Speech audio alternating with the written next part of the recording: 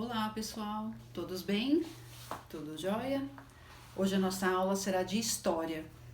Para retomar então, nós vimos nesse capítulo o dia a dia em família, né? As coisas que costumamos fazer no nosso cotidiano, que geralmente a gente faz quase todos os dias. Por exemplo, hábitos de almoçarmos juntos, tomar o café juntos, passear.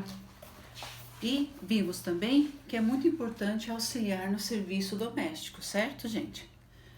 Quem é aqui que ajuda a mamãe? Tem que ajudar, né? Hoje em dia as mães, além de trabalhar fora de casa, trabalham, tem todo o serviço da casa também para fazer, né? Então todos da casa, todos os membros da casa precisam ajudar, certo? Então aqui ficou de você desenhar uma atividade que você gosta de fazer junto com seus familiares, né, o que você costuma realizar. A Pro leu algumas frases que vocês me passaram. Depois de você fazer o desenho, escreva uma frase sobre o que você desenhou. A Pro leu lá no post algumas frases, gostei muito, tá? Vimos também que as crianças têm os direitos preservados pelo documento chamado ECA, Estatuto da Criança e do Adolescente. Então, um desses direitos é o direito a ter uma família. Então, a criança, quando ela nasce, ela tem o direito de ter uma família, direito a ter uma moradia, direito a ter educação, direito a cuidar dos médicos, direito a uma boa alimentação, entre outros, tá? Mas mais pra frente, nos últimos capítulos do bimestre 3, acho, a gente vai estudar mais sobre esses direitos, tá bom? E vimos também que o cotidiano das famílias do passado eram diferentes, né? As mães geralmente não trabalhavam fora, ficavam para cuidar do lar e geralmente era ela quem fazia todo o serviço da casa, né? Que mudou bastante. Hoje em dia as mães precisam também sair para trabalhar fora para poder ajudar nas despesas do lar. Assim, vamos dividindo também as tarefas, tá bom? E ficou para vocês fazerem uma entrevista com alguém da sua família. Quando a gente se encontrar na quinta-feira, na reunião, aí a gente conversa, a gente pergunta, vê com os amigos como que foi essa entrevista, né? Coisas importantes e legais pra gente contar um pro outro, tá bom? Então, feito isso, nós vamos para esse outro capítulo. Aqui fala objetivos e documentos pessoais. Perdão, objetos e documentos pessoais. Os documentos e os objetos que a gente guarda, objetos do passado. Aqui a gente vai ver o porquê que a gente guarda essas coisas, né? E para que elas servem. Olha só. Além das entrevistas e das conversas com os nossos familiares, existem outras maneiras de conhecer a memória e a história da nossa família. Com essa entrevista, você fez algumas descobertas. Então, nós vamos contar aqui que existem outras maneiras de descobrir essas histórias que ficam guardadas, tá? Então, através dos objetos que a gente guarda e dos nossos documentos, tá? Podemos descobrir diversos fatos novos sobre a história da sua família e do cotidiano do passado, como que era a vida antigamente. Vejam só, esse aqui é um instrumento chamado acordeon. O acordeon é um instrumento antigo, musical, também conhecido como sanfona ou gaita, em algumas regiões do Brasil. Ao conversar com os seus familiares, ele descobriu que o seu bisavô adorava e sempre tocava em festas comemorativas. Então ele gostava desse som e ele sempre tocava nas festas de família.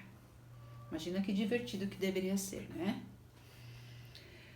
Ao ter contato com a máquina de escrever, olha só, essa aqui é uma máquina de escrever antiga, não tinha computador, né? Então, nós usávamos a máquina de escrever. Do seu avô, Fábio quis saber como ela funcionava. Ele achou prático escrever direto no papel, sem precisar imprimir, mas também notou que é difícil corrigir os erros, porque você não tem como voltar e apagar, já fica lá, né? Seu avô lhe contou que trabalhava como jornalista e que passou muito tempo com aquela máquina. escrevendo textos que expressavam as suas ideias. Então os jornais também, né, gente? Eram tudo feito em uma folha datilografada para depois elas serem impressas, como se fosse uma xerox nas outras folhas, tá? Era tudo feito com a máquina de escrever. A Prokelly, eu sou novinha, né? Vocês sabem que eu sou bem novinha. Eu fiz com 15 anos, eu fiz curso de datilografia. Esse curso de datilografia nos ensinava a datilografar, isto é, escrever na máquina de escrever. Existiam essas máquinas aqui já no meu tempo que já eram elétricas, eram super rápidas, já eram assim super modernas, né? E o curso de datilografia na época nos ajudava a conseguir algumas vagas de emprego. A Prokelly fez o curso de datilografia, tá bom? Muito legal, né? Fábio leu algumas das cartas trocadas entre os seus avós, quando os dois moravam em cidades diferentes. Vocês imaginam, gente, a vida sem um WhatsApp, sem um e-mail, sem uma rede social, Facebook, Instagram? Vocês imaginam como é que a gente se comunicava com as pessoas? A gente mandava cartas. Essas cartas a gente escrevia para bater papo mesmo. Oi, como vai você? Como estão as coisas? Aqui está assim, assim, assim. E meu filho cresceu, e o seu filho como está? Nós mandávamos carta. A carta levava um tempo para você postar ela, o correio trocar de cidade, se fosse em outra cidade, né? Tudo por via transporte. E depois o carteiro levava a carta para o endereço certo. Então isso levava algum tempo, né? Então, ao observar as datas das cartas, Fábio achou estranho o fato de que elas demoravam semanas para serem respondidas, porque até que você recebe, você faz a sua resposta, reenvia, vai para outra cidade, o carteiro levar, tudo isso levava a data, né? Então a distância é que fazia essa demora, tá bom? Pergunta 1. Sua família também tem o costume de guardar objetos pessoais antigos? Você já não notou que a mamãe tem lá um brinquedinho que era seu quando você era pequeno? Ou a mamãe guardou alguma coisa que era dela quando ela era pequena? Roupinhas antigas, né? Todos esses objetos contam um pouco da nossa história. Por exemplo, se eu abrir lá uma gaveta que tem uma roupinha da minha primeira filha, de quando ela era pequenininha, isso vai me dar muitas lembranças e eu vou conseguir, na minha memória, contar vários fatos que vão vir de memória para mim, por causa daquela roupinha. Então, a gente guarda os documentos, os objetos antigos. Guardamos alguns objetos antigos porque eles são fontes de memória e ajudam a contar as histórias das pessoas, tá? Aposto que lá na casa da sua avó, do seu avô, tem alguma coisa que, se você pegar na mão, que é antiga, que eles vão poder contar para vocês de quando eles eram pequenos, que eles brincavam com aquele lá, ou que era que a mãe dele deu. Então, tudo isso tem histórias para contar. E contam para nós como era a vida de antigamente. E isso é um documento, tá? Por meio da análise de documentos pessoais, agora nós vamos ver os documentos, tá? Estávamos falando dos objetos guardados, agora nós vamos falar dos documentos. Olha só, esses são objetos bem antigos, tá? Então, por meio da análise de documentos pessoais, podemos conhecer informações importantes sobre a história de vida das pessoas. Veja aqui, a seguir, documento de identidade de seu Ademar, o avô do Fábio. Título de eleitor. Ao analisar a cédula de identidade do seu avô, Fábio soube sua nacionalidade, que é onde ele nasceu, é o país em que ele nasceu. Se ele nasceu no Brasil, ele é brasileiro. Se ele nasceu na Itália, ele é italiano. Então, a nacionalidade é de acordo com o país que você nasceu, o ano e a cidade em que ele nasceu. Assim como pôde observar a aparência física do seu avô quando ele tinha 25 anos de idade. Olha que legal. Ao analisar o antigo título de eleitor do seu avô, Fábio descobriu qual era a sua profissão. Naquele período, seu estado civil que significava se você era casado, solteiro, viúvo, separado, tá? É a sua condição com o seu companheiro. O seu estado civil, onde ele morava, onde votava e como era a sua aparência quando ele tinha 34 anos. Aqui 25, aqui já 34, tá? Então pergunta, em que ano o seu Ademar nasceu? Aqui através da identidade, tem uma informaçãozinha aqui, ó, no cantinho, ó, nascido no dia tal, do mês tal, do ano de 1945. Então, o seu Ademar nasceu em 1945. Isso a gente adquiriu aqui na cédula de identidade dele. Qual era a profissão de Ademar? Aqui no título de eleitor é aquele documento que a gente usa para ir votar, tá? Aqui mostra o seu nome, seus dados, tudo, e qual é o lugar que você tem que votar. E aqui no título de eleitor tinha a profissão do seu Ademar quando ele fez esse documento. E o seu Ademar era professor, tá? Tá escrito aqui, ó. Profissão, professor. Artesão, carpinteiro, professor. Ele era professor, tá? Continuando. Os documentos pessoais são importantes fontes de informação, além de terem funções específicas. Os documentos pessoais são importantes fontes de informação e garantem os nossos direitos.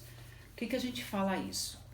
Para uma criança existir como cidadão, ela tem que ter o seu primeiro documento, que é o registro de nascimento, que é o primeiro documento da pessoa. Ele, além de informar várias coisas da pessoa, como nacionalidade, horário, a data que nasceu, quem são seus pais, né? Garante a esta criança que os direitos dela sejam respeitados. Por exemplo, para ir ao médico, ela tem que apresentar o documento. Para ela se matricular em uma escola, ela tem que apresentar o documento, tá? Então, existem várias coisas da vida que a gente precisa apresentar o documento para ter o benefício. Tomar uma vacina, mostrar o documento, tá bom? Fazer um cadastro, mostrar o documento. Tudo isso saem do primeiro documento de um cidadão, que é a certidão de nascimento. Depois da certidão, nós fazemos o RG, Registro Geral, que é o documento de identificação. Nela a gente tem a data de nascimento, o nome dos pais e tem um número de registro. Então, quando a pessoa pergunta qual é o número do seu RG, você vai ter um número aqui, ó. Nele também tem foto e uma assinatura, que é a assinatura de próprio punho seu, tá? Seu nome de próprio punho. Essa daqui é a carteira de trabalho e previdência social. Nesta carteira aqui ficam registrados todos os trabalhos que a gente faz durante a vida. Por exemplo, para a Pro Kelly trabalhar lá no SEAC, nesse documento aqui, ó, na carteira de trabalho, fica anotado lá que eu sou professora do ensino fundamental 1 do Colégio SEAC. Então, esse documento aqui, eu vou recolhendo alguns impostos que, com o passar dos anos, eu vou adquirir a minha aposentadoria, que é a nossa previdência social, tá? Eu tenho alguns anos de trabalho registrados em carteira, onde eu pago os impostos e depois que a professora se aposenta, ela passa a receber do governo, tá bom? O título de eleitor é um documento que garante ao portador o direito de votar. para escolher seus representantes nas eleições municipais, estaduais e federais. Todos os brasileiros podem tirar o título de eleitor a partir dos 16 anos. Então, a gente passa a votar a partir dos 16 anos. É diferente da carta de habilitação, que é para dirigir, que são com 18 anos, tá? Página 228, a atividade. Atividade sobre isso que a gente conversou até agora, tá? Então, eu vou deixar esta atividade para vocês fazerem, da página 228. E lá no nosso webclass não, no Classroom Google, no Google, nós temos lá um anexo para preencher igualzinho a nossa certidão de nascimento. Tem uma folhinha lá que precisa ser impressa, porque ela tem esse tipo aqui, tudo em branco, para você preencher igualzinho o que tem na sua certidão de nascimento. Então, a mamãe vai emprestar para você o seu documento e vai ajudar você a encontrar as informações que esse documento pedem, tá? Então, primeira coisa, fazer essas atividades, imprimir a folhinha que está no anexo e depois preencher. Preenchido isso, você vai colocar no seu caderno de história. Se você não conseguir imprimir, tudo bem, tá? Você pode ler as informações que tem lá no anexo. Você abre, lê e vai escrevendo as respostas que está na sua certidão de nascimento no próprio caderno. Se você não consegue imprimir, tudo bem, vai colocando as respostas. O que você iria preencher nessa folha, você coloca no caderninho de história. São informações importantes que com o tempo você tem que ir memorizando, né? E depois a gente conta um pro outro. Qual a nacionalidade, o dia que nasceu, o nome do seu avô paterno, avô materno, todas essas informações você tem lá na sua certidão de nascimento. Combinado? Então, ficamos assim. Vamos falar sobre o roteiro de entrevistas na nossa live da quinta-feira. Podemos conversar também sobre o preenchimento aqui da certidão de nascimento, tá bom? Então, por hoje é isso, gente. Obrigada, espero que vocês tenham gostado da nossa aula e amanhã a gente se vê de novo na aula de geografia, tá bom? Beijo!